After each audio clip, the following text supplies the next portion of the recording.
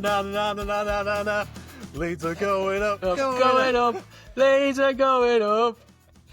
We had a little bit of prep before the podcast, just chatting things through, but the excitement. I think this is what I needed to be, was around people and have some excitement. Special thanks to Bass and Bly, the best photographic dealership in the country.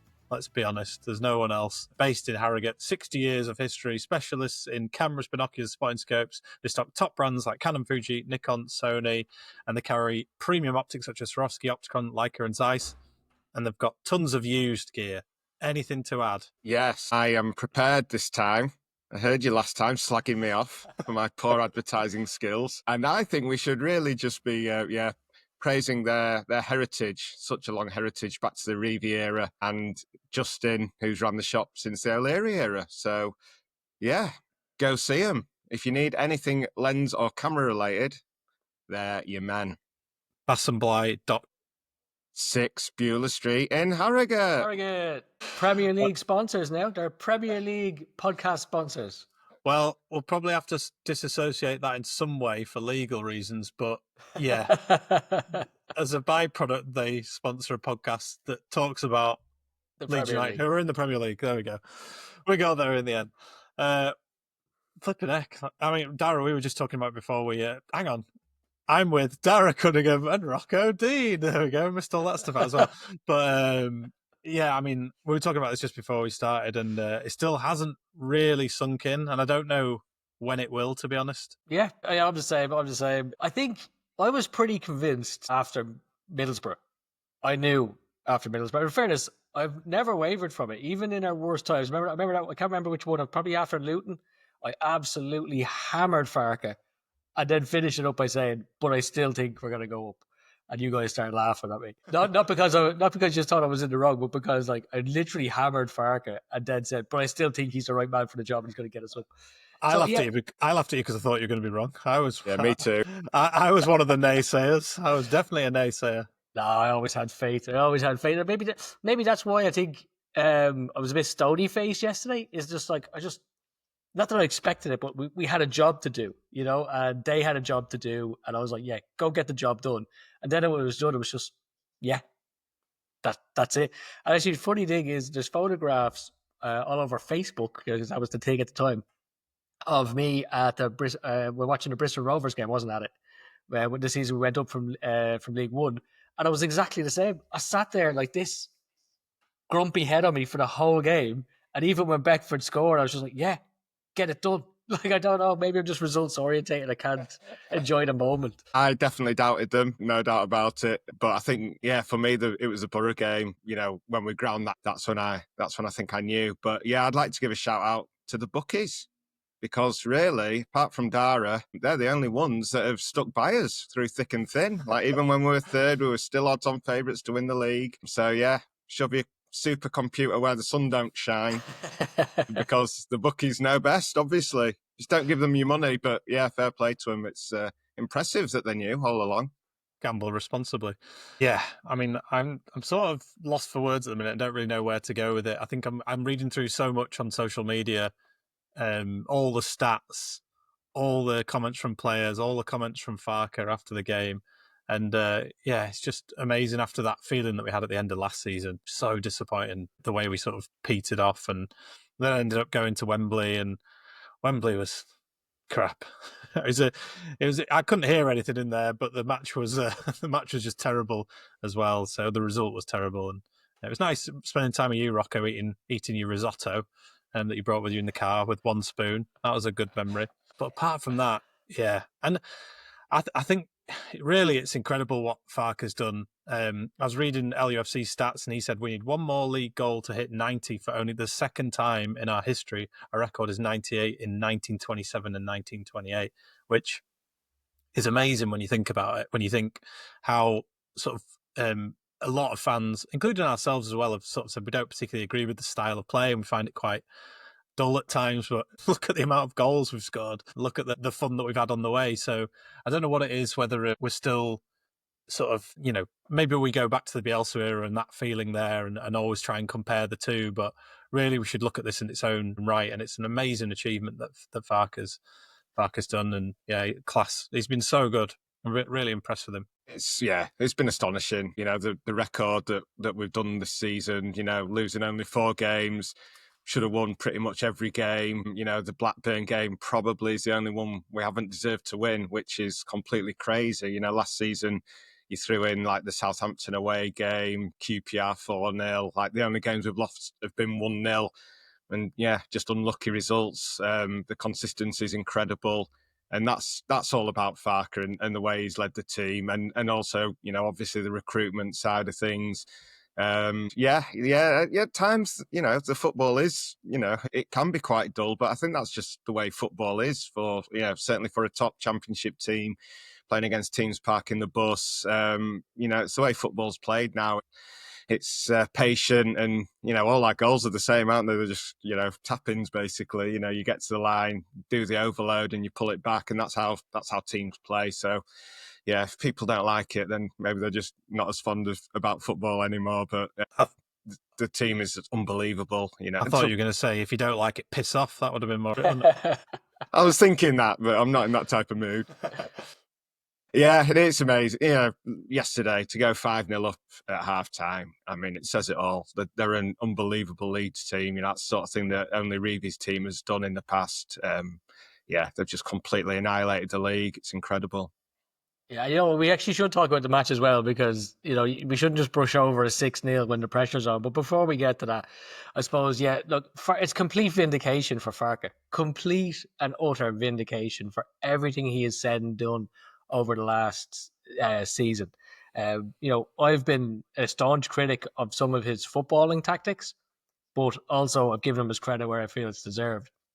Some of the things I've criticised are his lack of rotation around the squad when, players weren't being rested and they were looking very off it a little bit over that blip we had.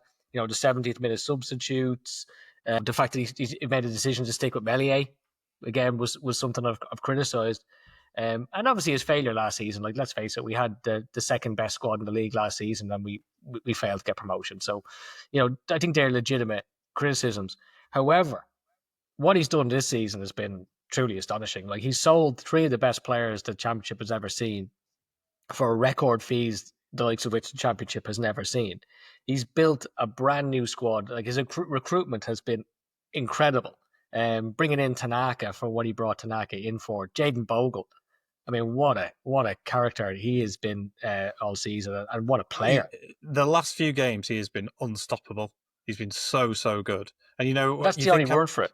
Yeah, and you think of how much love we had for Elland, that it needed someone like that to come in and light up games and create chances, score goals in important moments, and he's done it. Like, he's delivered on it, and I think that's just unbelievable. What a player. And it's so good that he's moved from Sheffield United as well.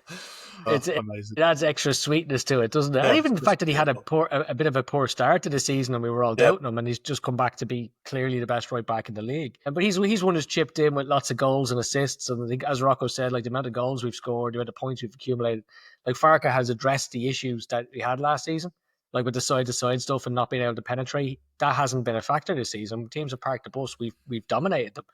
And I think ultimately it comes down to 2 things: his leadership, which he's led us through the troubled waters and kept a really calm head, as I said on the last pod, which Simon Jordan was something he picked out as a really important factor at this stage of the season. And just that sheer comparison with Chris Wilder. The guy who lost his head was singing about sausage roll, slagging Danny Roll and mind the gap Sheffield Wednesday.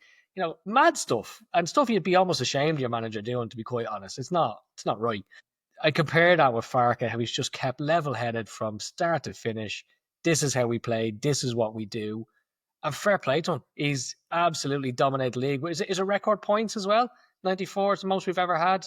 So it's just incredible. Well done, Daniel Farke. I still think that he did crack a little bit when he made his 100% certain comment of promotion. Even though he was proved right, I still think, maybe one day I can interview him for a book and he'll admit that he regretted saying that. But I think that was a bit of a crack, but no problem with that. He's only human. I thought we'd lost Dara then. I thought he was off to crack open a 4-pack of Guinness, but he's just getting his laptop charger. Fair In my play. excitement, I forgot to charge the laptop. Yeah. So I think as well, what has been really good about Leeds this season is compared to last season is we felt one-dimensional, and it felt you needed a Crescencio Somerville goal from the edge of the box to win a game, or something a little bit more magical. But you know, if you look at it, and Joel Piroe the last few games has been on a poor run where he's missed easy chances, and luckily because Farke's built the team and built our way of playing in a way that goals can come from pretty much anywhere this season, has been a massive saving grace. But Joel Piroe, and we talked about this, I think maybe on the last episode where he was second top goal scorer, and we said he was due some goals, and he could easily still go top and get the golden boot as well. Four goals in what is it, the fastest Leeds league hat trick in 20 minutes as well, which is phenomenal achievement. And I so wanted him to get 5 because no one's ever scored 5 goals in the Championship as well. So that would have been an amazing stat to live off. Can't believe he took him off. How could he not take Aronson off? I know it's not the day for moaning, but bloody hell, Farke, come on, give him a chance. Bloody hell, Phenomenal fire. performance. Yeah, Fire bloody beast. hell, fire beast. Yeah, Farke did say that he becomes a fire beast, which I think when he's been drinking. But I think, Dara, you plucked out a translation, and what he actually meant was, like, is it party? Does fear translate? So my nephew was marrying a German woman this year, so straight away when it was said about Farke being a fire beast, he put it straight into our chat and said, fire in German is party. So if you think fire beast, party animal, and that's why his next line was, "I'll be the first one dancing on the tables." So he wants to be a party animal up on the table tonight. So that's all that was. I thought he was going to pour Sambuca over himself. Like, Oh God, it was a great exhibition of finishing by Piroe, and he has played really well last few. I even thought Burry played very well. I was impressed with him, but in the last match, he did start like he was shooting when he should have passed, and. Yeah, was it not the last match? That was Oxford, wasn't it? But the Preston game at home, you could start to tell that he was getting desperate in front of goal. And then, to deliver that was just sublime. Absolutely incredible striking. I got some real stick before the game on Twitter because it was perceived as me being negative when I was talking about it could be an classic Easter weekend hellhole or some words to that effect. And, it's obviously harking back to the Wigan game where we were 1-0 up and lost 2-1 against a 10-man Wigan. Pablo missed a penalty. Just forever haunt me and make me nervous in situations like that. But yesterday was a complete different matter where the team just rocked up professionally, absolutely annihilated. Yeah, Piroe was magic, wasn't he? I mean, I even watching the game, I remember I said to my brother when he got that first chance, like, he's going to shoot, he's going to score. And then, of course, he just put it in. And, like, you just never doubted him. What a finisher. He's going to be a real weapon next season. I'm telling you, I think, the change of pace in the Premier League, whether it's off the bench or starting, might just suit someone like Joel Piroe. Maybe not the lack of physicality, but the change in physicality and the change in pace and the way he slows things down when he needs to and quickens them up when he needs to. He's got a surprise in his locker. He's a great finisher. I think he's going to be a weapon next season. I think there's quite a few players that might surprise us. Players do prosper in the Premier League from time to time. I know it hasn't happened this season, of course, for the promoted teams, but yeah, you look at the Brentford, what they've done over the past, 3 or 4 years. They've got players that were in the Championship. Toffolo at Forest, I think he only started his first game yesterday, but, they beat Spurs away. He was playing in League Two a few years ago. So it does happen, and players like Bogle, for sure, he will start surely at right back for Leeds next season, and I think he should become a competent, Premier League player. I just don't see why not. And Piroe, I've doubted him at times, and there's things about his game that I'm not particularly delighted with, and he could be quicker, etc., etc. But like you say, Dara, like, he knows where the net is. He's a top class finisher, so come in handy.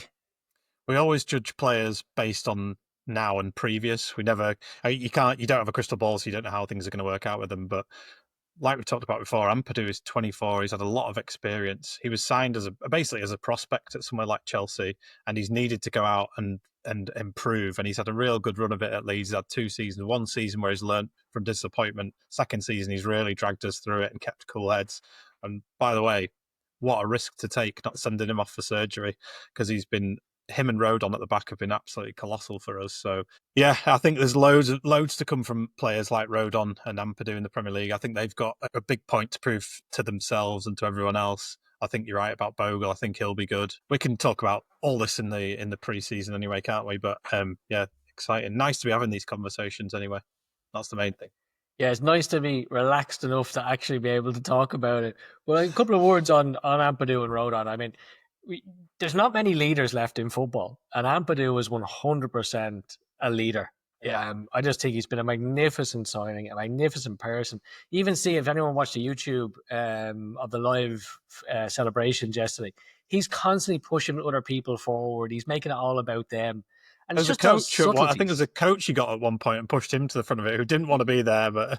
Yeah, and that stuff matters. Like that means a lot to people. Like for the captain of the club to be doing that for them, and that's not that won't be lost on people. But one of the people I'm most happy for is Joe Rodon. The gamble he took to turn down Premier League move last season to come to Leeds, like he wore his heart in his sleeves. I love this club. I think he came out yesterday and said he loves this club and it means everything to him. The gamble to do that with his career, with no guarantee Leeds are going to go up, but knowing it meant more to him to do it with Leeds and to be with Leeds in the Premier League, found a new home. I'm just so happy for him it's worked out.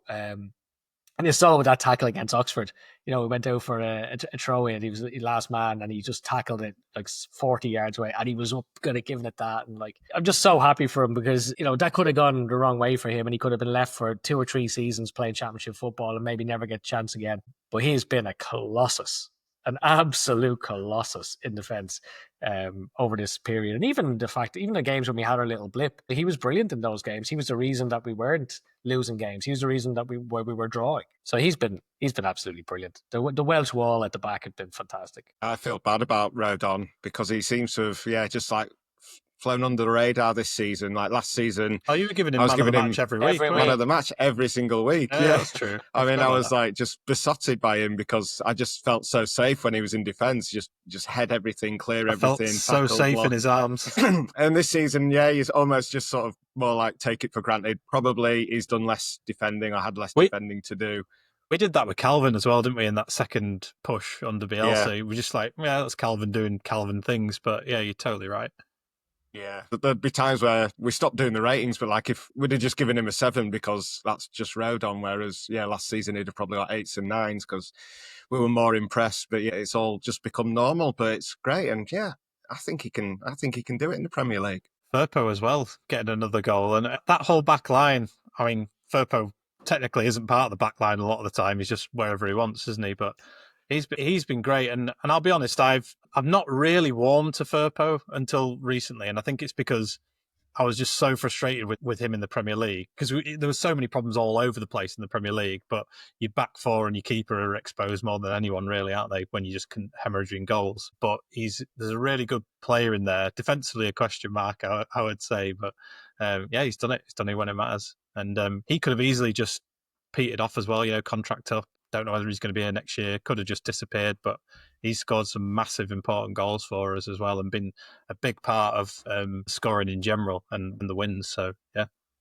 It was a good finish. I think people have said that it was a miss hit, but actually when you slow it right down and go frame by frame, get your protractor out, and he did just like nudge it, lovely little nudger into the top corner, and like popping up in the middle of the 6-yard box, like the left back and the right back's there on the byline, and people last season used to say that Farke has no tactics, he just relies on his best players to score the goals, and then you're getting the fullbacks doing stuff like that week in, week out. Like last week it was Bogle popping up in the middle of the 6-yard box. It's just phenomenal, and I was very happy for Junior as well, who was very quick to give the credit to Bogle. Bogle was insanely good yesterday. I don't know whether like Dan James not being there just sort of, I don't know, gave him the whole stage to himself, and he just completely revelled in it. It was unbelievable. Yeah, he was. He was unplayable yesterday. Like he just tore them apart, and then was defensively rock solid. Firpo, I think you're right, James. Excellent going forward. I still have so many question marks about him defensively. I'm pretty sure he shinned that. He's just not interested in defending. That's all it is. He might be all right at defending. He's just like, can't really be asked to do that. I'm pretty sure he shinned that ball into the ground and then it looped up into the top corner. Yeah, on purpose. I'll send you the video. I'll send you the video. Was it Ozil who used to hit the ball into the ground and dip it over keepers? That's how he's going for. He's expanded that now. It's funny, saying that back to Farke as well, about kind of how he's changed the team. Like, you're right. Like, people who said all last season, he's a manager who relies on moments.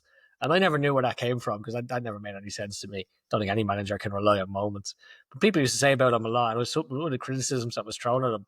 And it just went away very quickly this season because there was no moments. Like, he's recruited a team and built a system that works. And part of that system, actually, I give him credit because he never gets a mention anymore this season. And he go down as someone who only played a bit part. But Ilya Gruev in this run-in has been sensational. And if we look at Bogle and Firpo and their contributions in terms of dragging us over the line with goals and assists, that's only possible because when they go forward, Gruev sits back and covers in and allows for them to have that cover, creating like almost a back three on either the right or the left-hand side. So full credit to Gruev as well, because his part in that system is easy to go unnoticed because it's not about what he's doing on the ball, but it's about the cover he's providing off the ball, which allows Bogle and Firpo to bomb forward and get us goals and assists. So well done to Gruev as well. Yeah, I've got to say, when I went to the Borough game, because I was like sat on the halfway line and a bit high up, like normally I'm just behind the goal, quite low down. And from that view, you could really appreciate everything Gruev was doing, blocking the passing lanes and, like Dara says, dropping in to make a back three in possession. And just such an accomplished player. Yeah, maybe one that you might doubt next season, but 100% he's been really important. And yeah, maybe one of the more fortunate changes that were thrust upon Farke, but massively important. And he's been a really important player for him for the whole 2 seasons, really, hasn't he? And another superb signing. It's an interesting one when you flash back to last season, and particularly in the summer when Glenn Kamara left. And that was a bit surprising because you think, what are we doing here? Kamara's been pretty solid defensively. He was just solid last season, let's be honest. But the thing that was frustrating us all was us not pushing forward enough or passing forward enough and breaking down teams.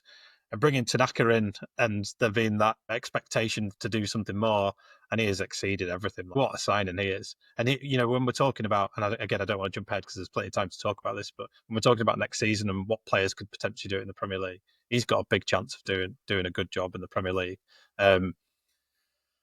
Yeah, we used to get annoyed with Rocker, didn't we? But he was kind of thrown into it in a bad system. And I think players like Tanaka have potentially got a lot more minerals to them and a lot more about their game. So could be interesting one to watch. Don't mention Rocker in my presence. Seriously. Yeah, I didn't mean to bring the podcast down because I know. There's not many footballers I hate in this world because they're guys doing a job, but I hate him. I hate him. He is the laziest, worst footballer stealing a living I have ever seen him in life. I criticise Brendan Aronson because he's useless on the ball, and I retain that he is bloody useless on the ball, but he works his arse off, and I have a bit of respect for Brendan Aronson because he really gives 100%. So respect to Brendan Aronson. Rocca will literally concede, will cost any team he plays for goals because he's a lazy piece of shit and he doesn't track back. Yesterday we had an influx of American supporters, US men's national team followers on Twitter. So welcome anyone for watching from America. Brendan Aronson. Oh dear. Yeah, Brendan Aronson's another one for another time, but he does a lot of running, and which is what has been required of the system and the way we play this year. And he's done his job. And he tried to nick a goal off Joel Pirou yesterday. He did actually, yeah, and he was probably offside. Can you imagine if we had Rutter there instead of Aronson? How many goals would we have scored? We probably wouldn't because we'd just be getting him to take on. He'd just be taking. He'd still be dribbling around players now. True. I don't know if it works with the system. Like I have to give Aronson his credit. As much as he might not be my cup of tea on the ball, I love what he does off the ball. I love what he does off the ball. I love his attitude on the pitch. Even yesterday, you saw 6-0 up, 5 minutes to go, and he's still flying around. Or was he? No, he was off at that stage, was he? Yeah, he was off at that stage. But 5 minutes before he came off, he was still flying around, hassling people. You got to respect that. The other thing, actually, I noticed at Borough was, keep harking back to it because it was the last game I went to, but Aronson's running, covering for Solomon as well. It's almost like Solomon can just sort of he can just hang forward. And actually, that's what happened when we ended up conceding the goal against Luton. And Aronson didn't play, did he? Yeah, because it was Solomon's man that ran off him, ended up scoring at the other end of the pitch. But Aronson was covering. It was actually Solomon's running that he was covering for more than anyone else. And Farke had previously said about, what midfielders he can play with and without Aronson in the team. But yeah, it was a winger that I sort of noticed that he was doing his running for, which obviously then keeps us a lot more dangerous in the transitions. It's a good point, and again, I don't want to jump too far forward. We've got 2 games to play, which we need to talk about as well. But goals are going to have to come from somewhere in the Premier League, and you're going to have your wingers. If you want to play in a similar way or score goals in a similar way, you've got to let players push up, and you're going to have players that are good at covering at you as well. So, yeah, one for another day. Where do we go from here? Harry Gray? Yeah, of course. Debut for 16-year-old Harry Gray. Tears in the eyes of Eddie Gray as he came on as well. God, I mean, here's a good chance for us to keep a Gray and grow a Gray, which I put on the Twitter, which we all want. We all want the homegrown heroes. We wanted it with Calvin. We wanted it with Archie last season. And it's gutting to see him leave and only really move up 5 places in the league if you think about it as well. So, yeah, what a moment. Yeah, it would have been nice to keep Archie for a little longer, all right, but it was magic yesterday, wasn't it? Like, Rocco, you were there, you go first. I mean, like, to see him coming on. Yeah, massive beaming smile on his face, wasn't there? Couldn't hide it, could he?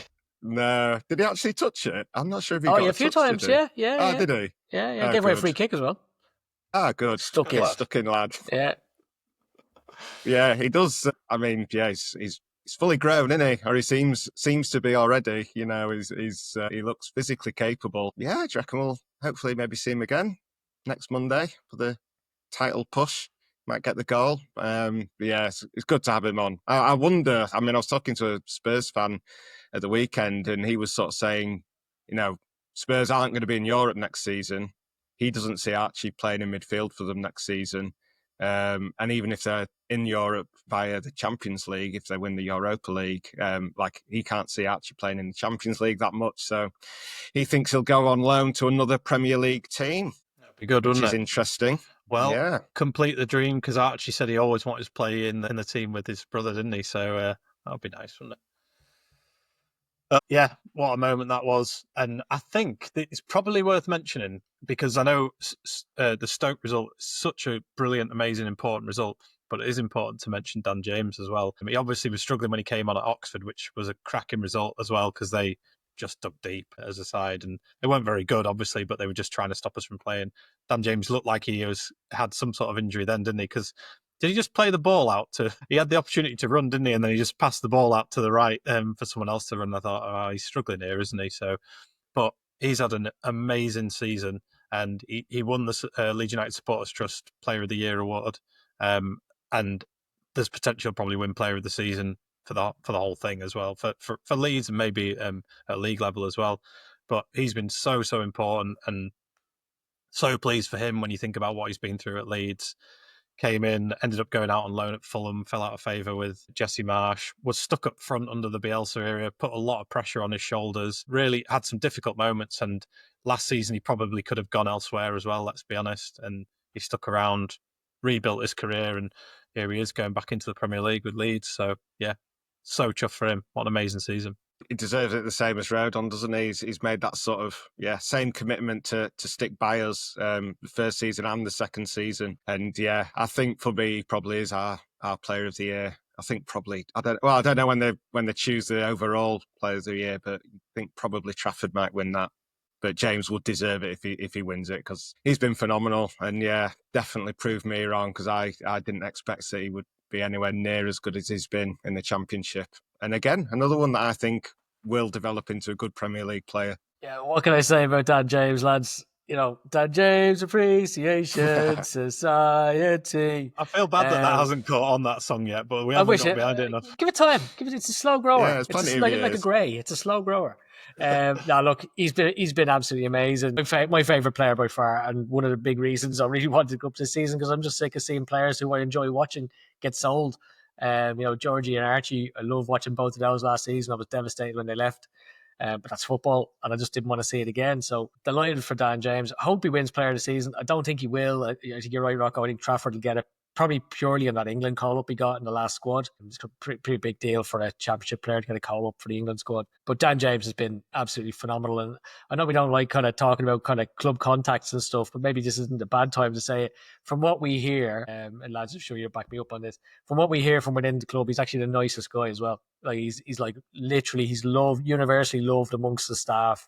He's a very generous guy. He's a very kind, intelligent, and a very generous guy with his time, and always has a smile on his face and respect for everybody. So, you know, I don't think we could ask for a better player or a better ambassador to have in and around the club. And you know what? He loves Leeds. He absolutely loves Leeds because, as you said, James, he could have gone and he had no intention whatsoever of going. From what we've heard, he was devastated to even be loaned out to Fulham. And when we were relegated, he was the first one to nail his colours to the mast and say, I want to be here next season, get this club up. So thanks, Dan James, for everything you've done. And as my 2-year-old sporadically shouts around the house for no reason whatsoever, go Dan James!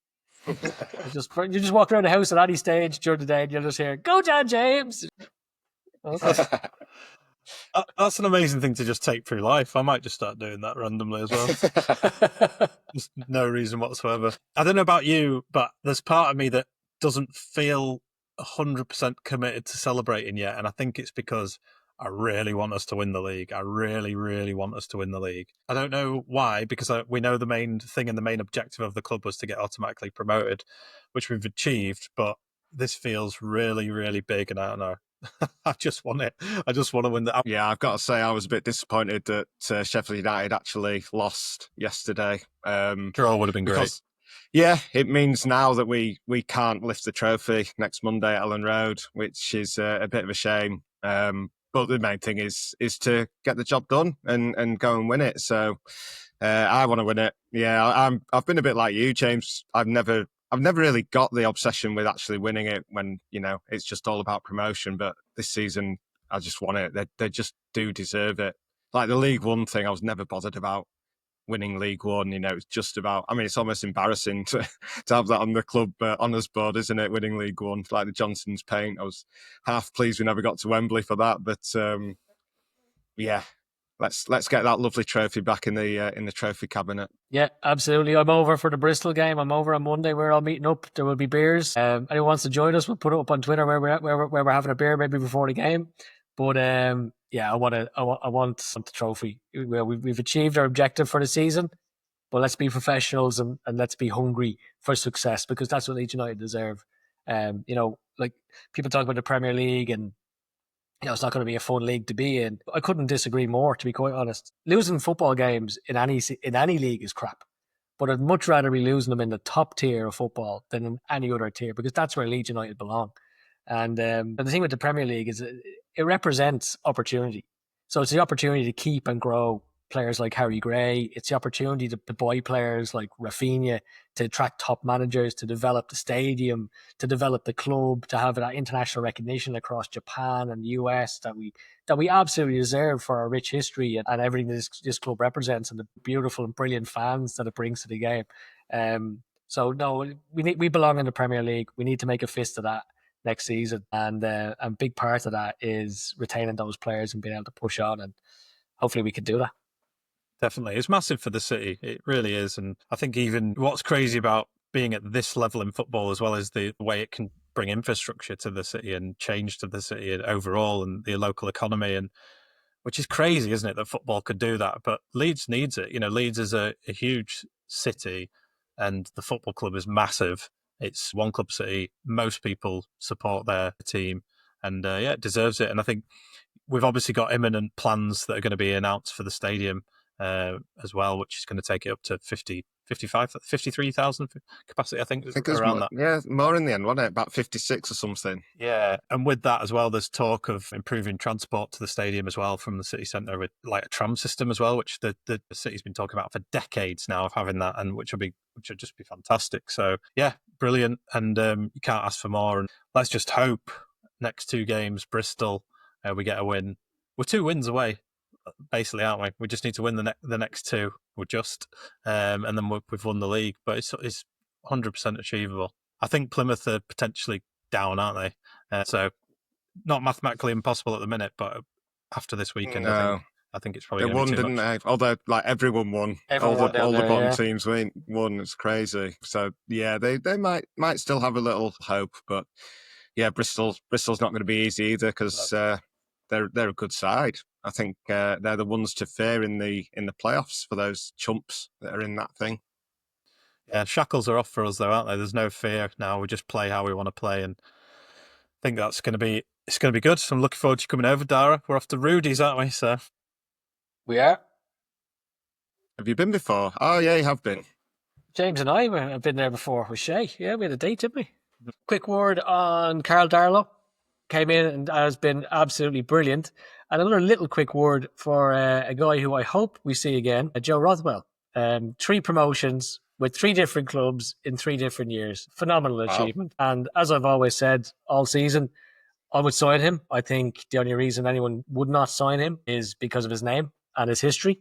But some players thrive in different clubs. And I think when he is playing with Leeds, with this jersey on and with this badge, he's played the best football he's played. And I think he's a fantastic midfielder. And if we can't get anyone superstar wise, I would love to have Joe Rothwell back next season as a permanent signing. I think Darlow's a good point, actually. I know we need to finish up, don't we? We're running out of time, but Darlow has been so good.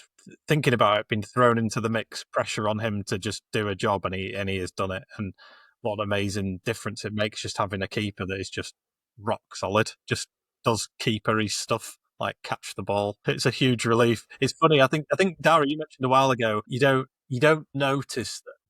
Not you didn't word it like this, but you don't notice that someone is bad or not as good as the next person until you put the next person in, and you really see a difference between Darlow and Meslier. And just to say, actually, one of those, the save he made against Oxford, the early save was a brilliant save because the save itself was relatively basic, but there was 2 players either side of him, and if he'd have pushed it out to the side, I think Plaqueta would have got it, and if he pushed it too far into the middle, the other guy would have got it. And you could see it. Watch his eyes. Watch the slow-mo of that shot. He's looking between those 2 players, and he pushes that ball between the 2 of them. That was brilliant goalkeeping. Absolutely brilliant goalkeeper. So fair play to him for coming in and just settling the whole ship down. Particularly after Isaacs Johnson of Leeds Live, who's friend of the pod, particularly after what he said, because there were valid points. You know, he hadn't played in a long, long time, and it was a big gamble to put him in. And he did not look like a keeper who hasn't played in a long time. He's been brilliant. Yeah, definitely. On that, I think we're going to be back with Isaac Johnson from Leeds Live pretty soon. He's going to be joining us. We're looking forward to that. I think he's been in and amongst it all at Elland Road, probably sprayed with a few champagne bottles or hit with stray corks, I imagine. So, yeah, looking forward to hearing from him. And yeah, we've got to do the whole subscribe thing, haven't we? Let's give Rocco a go at this one. Have you prepared that for this, Rocco? Oh God! God, what was my dad's jingle again? How did that go? Yeah, just like and subscribe. Smash a like. You've got to smash a like and subscribe, please, and leave loads of reviews on my books as well. Thanks. He segued into the books. It's just always bloody selling, isn't he? Leave some comments below. We reply to everything on YouTube and in the Spotify comments as well. So yeah, we really appreciate everyone who's supported us and called us out when we've been wrong as well, or when we've been too harsh. It's all good. You know, we're fans and we experience the emotion as much as anyone. So, but yeah, I think we have some of the funniest listeners ever. This week has been a load of fun on the socials. I've got Will, who constantly DMs me before games about his anxieties, and then therapy with Dara. Yeah, and you put up one yesterday, James, about a better duo, and it was Bryn Law and Tony Arrigo, to which Bing replied, Dara and Rocco.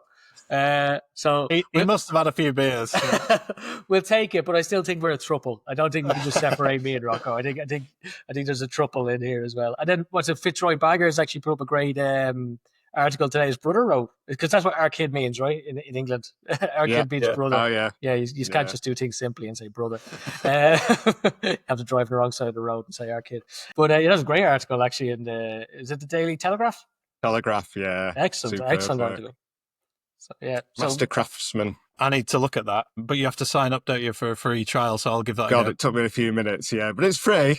It's free, but it was worth it. It was worth it. And but yes, please do like and subscribe and get involved in the chat. We love it. Yeah, follow and all that stuff, whatever it is. But yeah, enjoy it, soak it up. It's easy to make comparisons to the Bielsa era, and we know it feels different, but this is an amazing achievement. We're back to where we belong. Soak it up, live every moment. It's amazing. Looking forward to seeing you, Dara, next week when you come over. And we'll probably go to Peacock before game. Someone should come say hello if we're in the Peacock, but we'll put something up. Yeah, please do, guys. We'd love to see people there. Yeah. All right. Lovely. Have a great week. Enjoy yourselves, and Leeds are going up. Get in. Done. They're happy.